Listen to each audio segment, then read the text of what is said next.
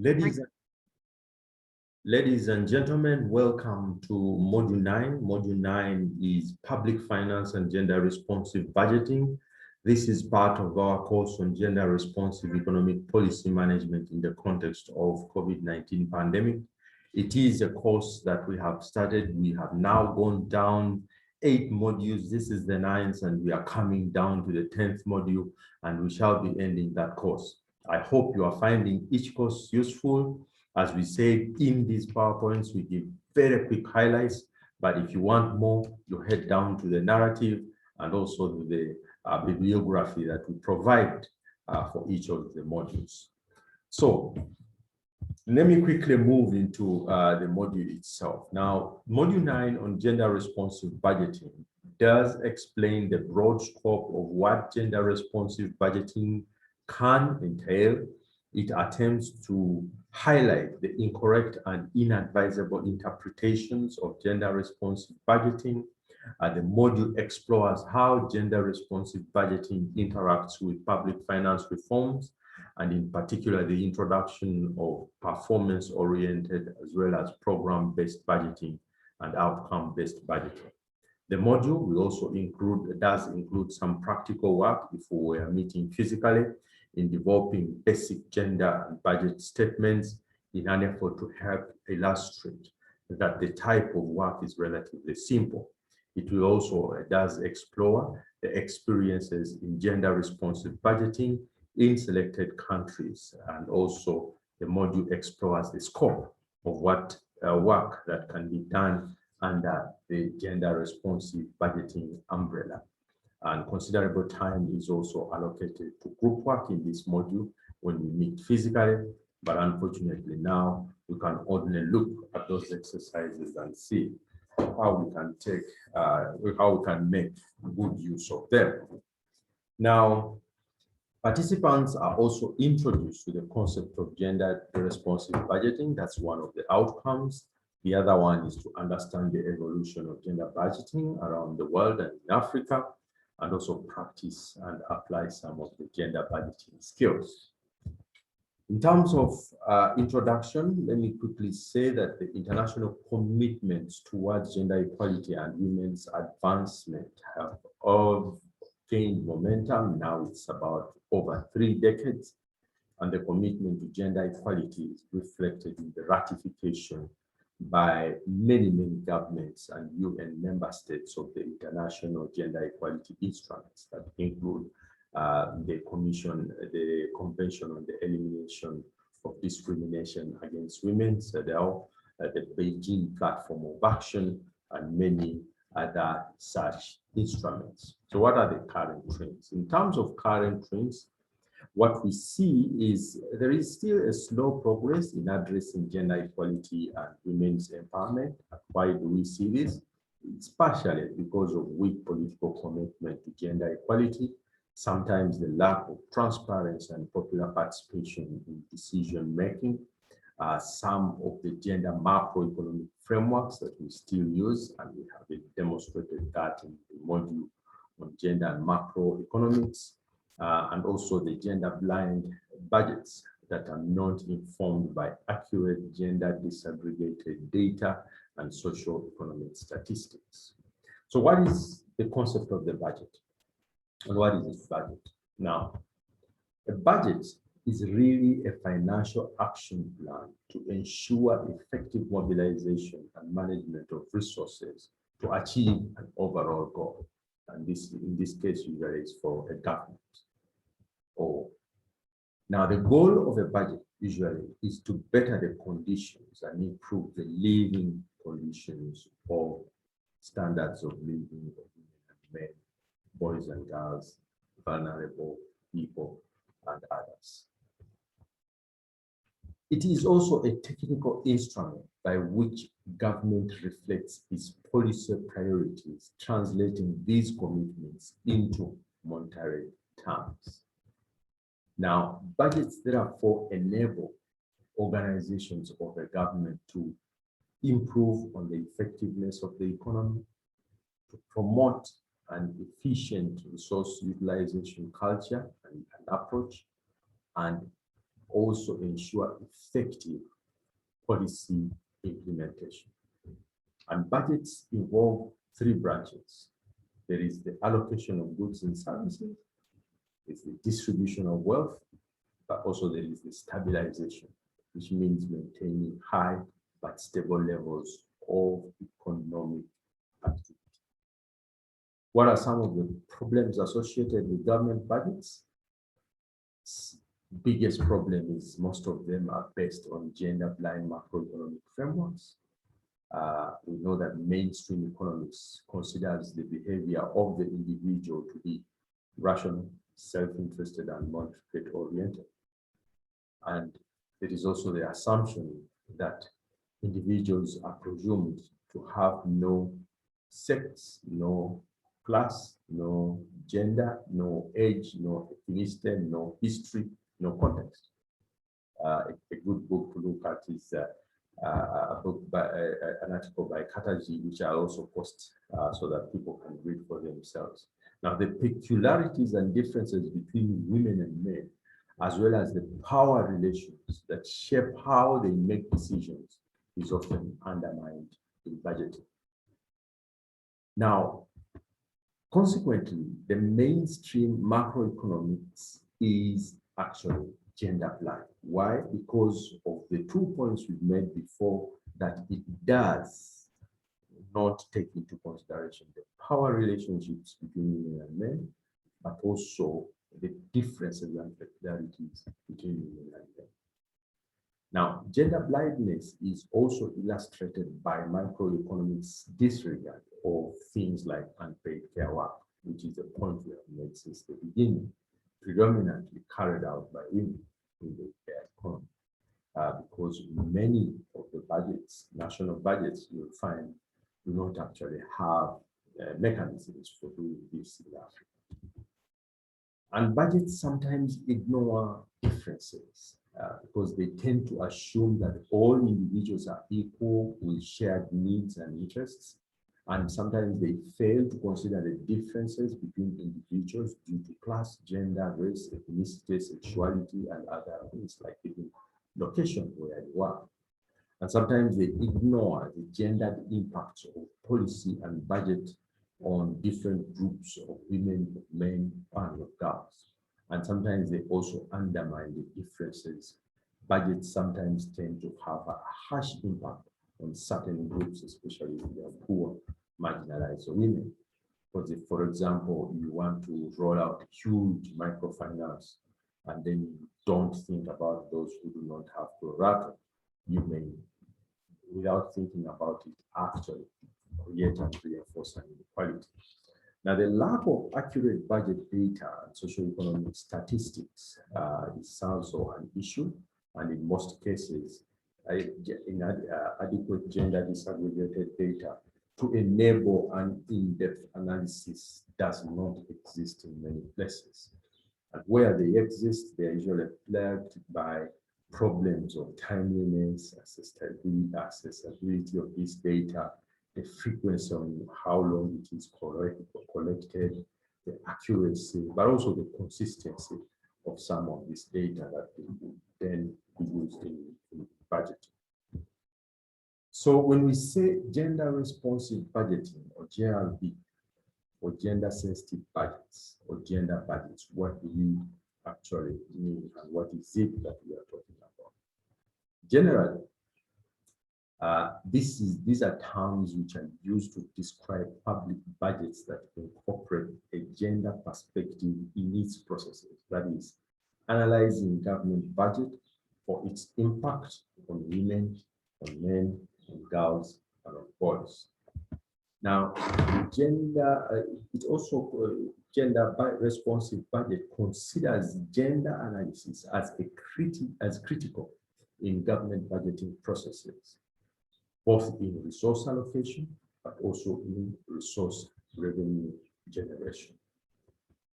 Now, gender responsive budgeting also captures the extent to which men, and mainly women, contribute to the economy in both productive and unproductive work, like unpaid care. and the word unproductive here is contested. They also examine the effect of public expenditures allocations on equity and promote gender equality. Now, before we continue, it's also good to know what gender budgeting is not, because sometimes we see lots of things said about budgets which are not true. One, gender responsive budgets are not budgets that are separate budgets for women.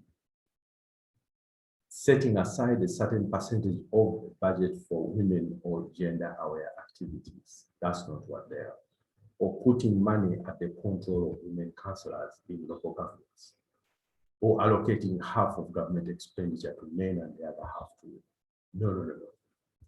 The framework of gender responsive budgeting actually was pioneered way back in Australia in 1984 with assessments of the impact of expenditure on women, followed by Philippines and then South Africa, that went on to also adopt these assessments on looking at what were the impacts of expenditures on women and men.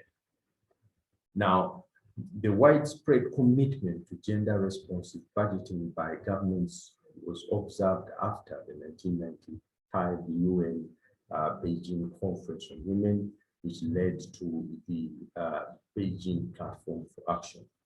And the BPA calls on all UN member states to incorporate a gender perspective in the design, development, adoption, and execution of all budgetary processes as appropriate in order to promote equitable, effective, appropriate resource allocation and establish adequate budgetary allocations to support gender equality. As we speak, gender responsive budgeting has been adopted by nearly 60 countries across the world, and 17 of those are in Africa. Let's talk about gender responsive budgeting and performance-based budgeting. Now, program-based budgeting, first of all, this is a process of improving efficiency and effectiveness in public expenditure by linking funding to expected results. That is linking funding to results. So in program-based budgeting, it's really the focus is on results. And also allocation of resources in line with a set of predefined evidence-based policy objectives that are embodied within a logical framework. So for program-based budgeting, we have to think about what are the policy objectives and what are the results, and therefore the funds should be allocated by looking at what results they will be able to contribute to. It is usually supported very much by partners like the World Bank. And most basic form of program-based budgeting is what is called program-informed budgeting. And this is a process of budget formulation that takes into consideration the results expected for each of the expenditures in the budget. And effective program informed budgeting requires information on the objective and outcome of government expenditures with key performance indicators and procedures for evaluation. Now, a budget preparation process designed to facilitate the use of this information in the budget funding decision is also part of this.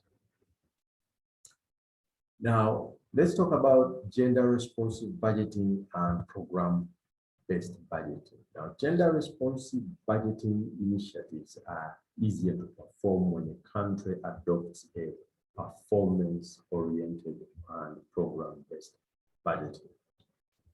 And what that does is that it offers opportunity for drafting a gender-responsive performance-based indicator framework.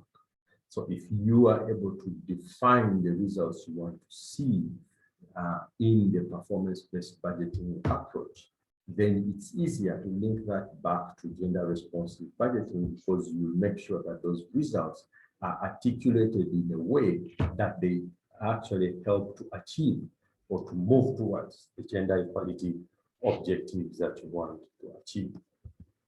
Now, gender sensitive budget analysis. Gender responsive budget, not only is it limited within budgetary processes, it could also be used as a tool for analysis for broader projects that seek to influence policy or improve policy implementation through adequate allocation of resources. In national development plans, in sector plans, in district development plans, in poverty reduction strategic papers, in national programs of good governance. So in all these, you can actually do gender responsive budgeting. What that means is that it's not only focusing on the national budget, but it can look at different types of budgets or policy frameworks where investments will have to be made to reach certain results. And here you want those results to be those that contribute to gender equality. If we had a physical meeting, we could even go into some real practical discussions on some of these. So what can gender responsive budget contribute to? One, it improves the allocative efficiency by ensuring public expenditure benefits those diverse groups of women and men. It facilitates the monitoring of the extent to which government services are accessible to people. It tracks implementation to reduce corruption and improves on transparency and accountability and good governance. Equity and equality is also there by ensuring that government expenditures address specific needs of women, of men, of girls, and of other marginalized groups. And it also promotes gender equality, women's rights, as well as empowerment. And also gender responsive budgeting does enhance economic efficiency and effectiveness. So who are the actors in gender responsive budgeting and what are the levels of participation? Usually there is a coalition among the actors for this gender responsive budgeting to work very well. The state is one actor because it creates an enabling political environment for gender responsive budgeting, usually through legislation. For example, in Uganda, we now have a Public Finance Management Act that has specific articles on gender and equity budgeting, and there is actually an assessment that goes on and a gender certificate, compliance certificate that is issued to every government institution to ensure that they have budgeted in a gender compliant manner. I am part of the team that is reviewing this impact, and I'll share more results and insights at some point if somebody is interested.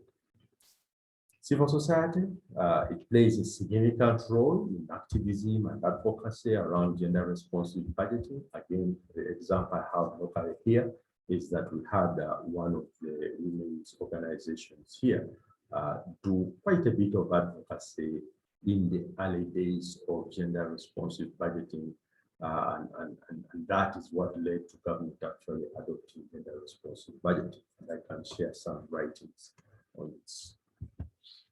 Grassroots organizations are very useful in the mobilization because this is crucial to influence our politics, as well as research institutions. As you know, research is very, very important of gender budgeting because it helps to provide adequate gender disaggregated statistics to inform gender responsive initiatives. So those are some of the areas, the actors that I think are important to understand. So let's now move on to talk about some of the types of gender responsive budgeting issues. Gender responsive budget analysis is one type of initiative. where gender assessments are done on how past and current budgets acknowledge and respond to the needs of women, of men, of boys and girls. This is the characteristics of most gender responsive budgeting initiatives. What they do is they do what we call a gender responsive budget analysis.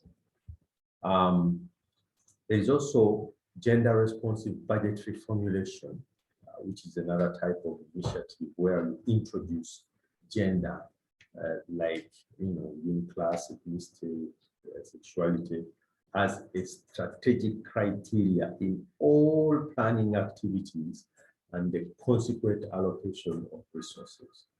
A good gender responsive budget analysis is necessary as a precondition for gender responsive budget formulation. Although most of the initiatives worldwide are still at the analysis stage, important steps have been taken towards gender sensitive budgets in a diverse type of countries, just as I've shared around how Uganda has moved into a much more deeper process that involves all institutions of government. If we are to categorize gender responsive budgeting analysis, most of the gender responsive budgeting initiatives adopt the three categories of gender responsive budgeting analysis adopted from the Australian initiative. One is the women-specific targeted expenditures, where you have resources allocated for programs that specifically target women. And then you have another part, which is the equal employment opportunity expenditures, where you have resources allocated to affirmative action in order to promote employment of women and men in equal numbers, in equal representation in management and equal pay. And then you have the other one, which is mainstream expenditures, where you have the bulk of the remaining expenditures not covered by the first two categories. Although in some countries now we are adding even another component, which is called the equity expenditures, where we look at marginalized groups, people left behind, that they are also intentionally budgeted for. Some approaches to gender responsive budgeting analysis. Most gender responsive budget analysis is directed to expenditures explicitly oriented towards women, because tracking targeted expenditure is much easier than analyzing the overall gender awareness of mainstream expenditures. And as you know, it can be very contested. It is sometimes contested when we think about overall gender awareness of mainstream expenditure, because of the different interpretations that are there. Now, what are the limitations of this approach, where you do analysis that looks at targeted expenditure? One is that it restricts gender equality concerns to isolated issues, which is not what we want to do. That is tackling those alone that can only make limited impact on the extent of gender equality. And so we have to be careful with these kinds of approaches, because if you look only at one type of expenditure that is easy to demonstrate how it focuses on gender equality, sometimes you go for the low-hanging fruits that may not tell you enough about what is happening elsewhere. Therefore, there is a need to analyze the gender implications of all mainstream allocations. And here, I think the point is to say, if you allocate to a role, we should be able to interrogate how that investment in that infrastructure supports women and men and benefits them, just as we would if you invest in a women's hospital, so that we don't have a situation where we just want to analyze things like women's hospitals and say nothing about roads or say nothing about electricity. And these are the mainstream investments, which we know also have a gender perspective around them. A series of methodological tools have been designed for doing some of this. So it's no longer an excuse that people don't know. They can be taught. That is, and some of the tools the ones here. I can't go through them all in this PowerPoint, but they are available. You can read them, you can Google them, you can do anything. You will find these tools.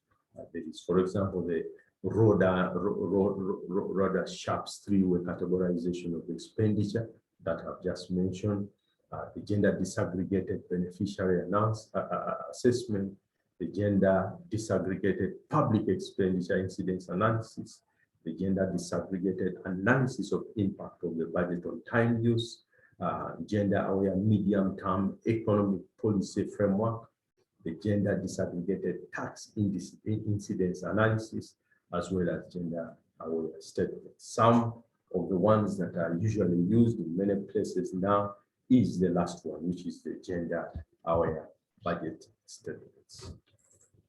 Now, those tools are available if we are meeting physically and practice with some of them so that people know how this works. Success of gender responsive budget initiatives. Advancement towards gender sensitive budgets really depends on the process, on the dynamics, and on the politics of gender responsive budget initiatives. It also depends on the ability to bridge the gap between gender responsive budget analysis and gender responsive budget formulation. Because analysis will give you the evidence, but formulation will give you the practical application in terms of how you take the evidence that you have, and it drives and informs your policy decisions on budgeting. Gender responsive budget initiatives of countries like Uganda, Rwanda, South Africa, and Tanzania are examples in this direction. And there is literature on this, which we can share, and you know about what is going on in some of these countries. However, most of the gender responsive initiatives are worldwide, are at the analysis stage, which with significant successes so far, but still that is very far. Analysis is one thing, it's good, but it's not enough. Now, what are some of the successes that have been reported so far around the world? There are several, but just as I wrap up this, I just wanted to mention a few that we have seen. That making gender sensitive budgets a part of the government's agenda, I think is a success that has happened. As I told you, here in Uganda, there is a law. I know in Rwanda the same, in South Africa the same. In many countries, in Morocco, they are doing good work. So there are several countries around the world that are dealing with gender very well. In Latin America, Mexico, many other places, Brazil, we are seeing that there is a lot where it is part of the government's agenda. Now, shedding light on the importance of generating sex disaggregated data, I think is one of the big successes that have come out of of this process, that actually we have found that because of gender responsive budget analysis, you find that many countries now are working to ensure that they generate data that is gender, where data that is sex disaggregated. And that is very, very important. In fact, in Uganda, we even have something called the gender priority indicators, which are nationally known and endorsed by the Bureau of Statistics. Now, making changes to the budget and achieving a change in policy design of specific programs is also one of the things. I think now we no longer make assumptions that budgets are gender blind. We actually know that budgets will impact women and men differently, and this is something that is being followed across the board. Maintaining levels of spending in programs relevant to women. This is also one of the positive things, that as we go along, we are seeing an improvement in the programs that target women in terms of the levels of expenditure that are put in some of these programs. Gender responsive budgeting has also lastly built up budget literacy among women outside government. So we see that there is an expansion of budget literacy, And that is important, especially with the members of parliament, with the local governments, with NGOs, that right now we have lots of players, development stakeholders who are interested and are focusing on the issue of gender budgeting and gender responsive budgeting.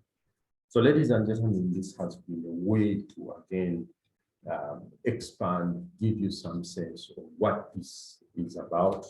This is a very, very interesting course.